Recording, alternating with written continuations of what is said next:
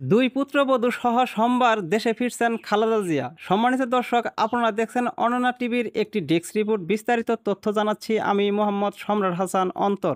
লন্ডনে 4 মাসের চিকিৎসা ও বিশ্রাম শেষে আগামী সোমবার 5 মে দেশে ফিরছেন বিএনপির চেয়ারপারসন ও সাবেক প্রধানমন্ত্রী বেগম খালেদা জিয়া।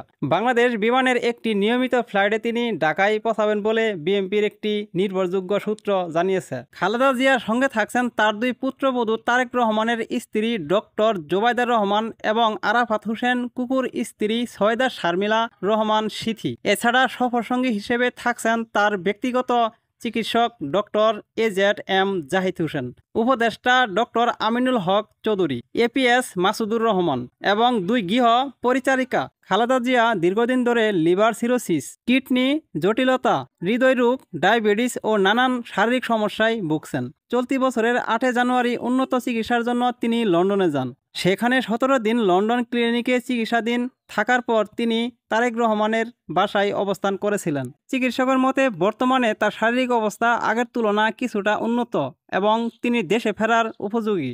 এই জন্যই বেগম খালেদা জিয়া আবারও দেশে ফিরে আসতেছেন। সম্মানিত ভিউয়ার্স, এই ছিল আজকের ব্রেকিং নিউজ। এরকম আপডেট ব্রেকিং নিউজ পেতে আমাদের চ্যানেলটি সাবস্ক্রাইব করে সঙ্গেই থাকুন।